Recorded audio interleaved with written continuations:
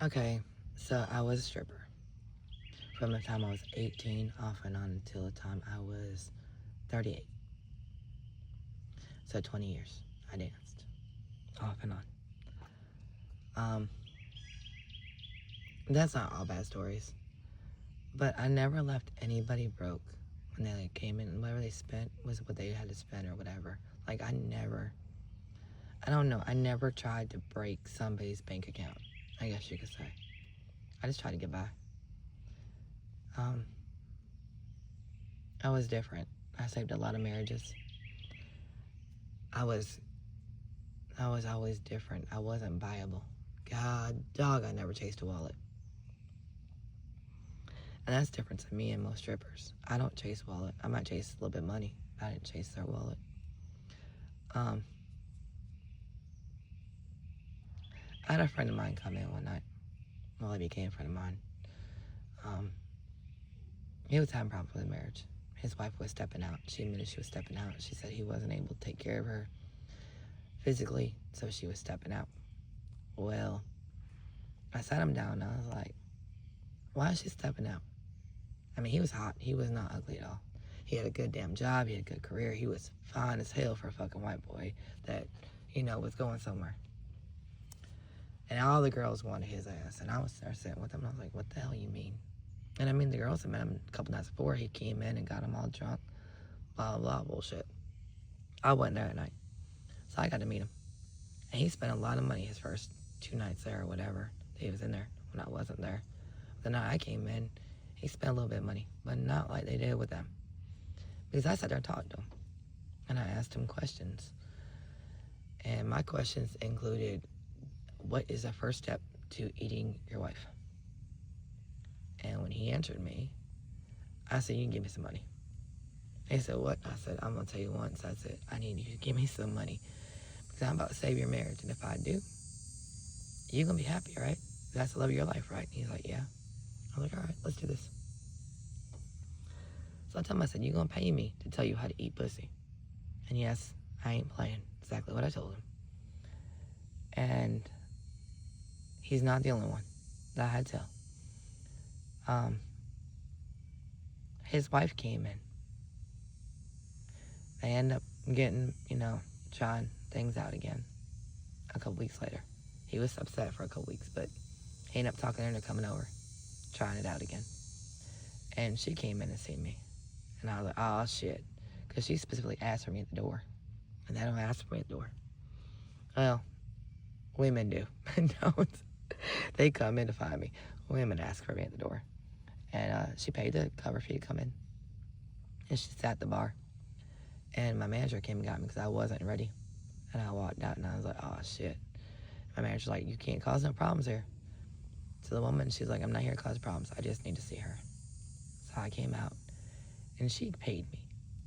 She's like, you saved my marriage by telling my husband how to actually please me. I was like, did I? She was like, yes, ma'am. He had to tell me where he learned it from because I didn't want him touching somebody else. I was like, I didn't touch him. She's like, I know you didn't. I was like, I don't know about nobody else. I didn't touch him. I just told him how to make sure you're good if he wanted to make it work with you.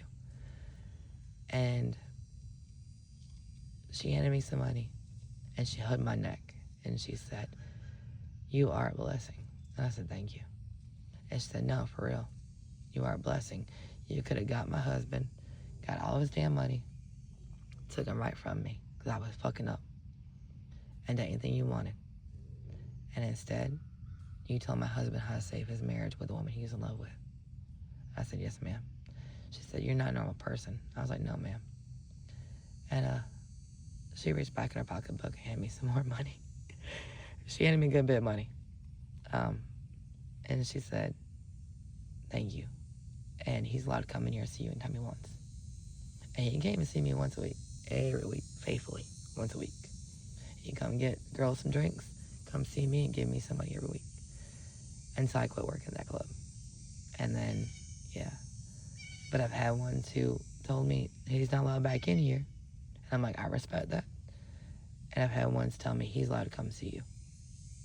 And I respect that. I have a lot of military that came in and see me. And one of them was actually giving me rides back and forth to work. That was reserve. And when he died, that about killed me. He was actually like my best friend. I could tell him anything. And when he died, it really fucked me up. And he didn't die overseas. He died driving home from work one day because a semi hit him. The day of his viewing, a semi hit my car doors and barely missed my tires twice. And I missed his viewing. Nothing is coincidental at all. It totaled out my car. It ate through my doors and bent my frame of my car.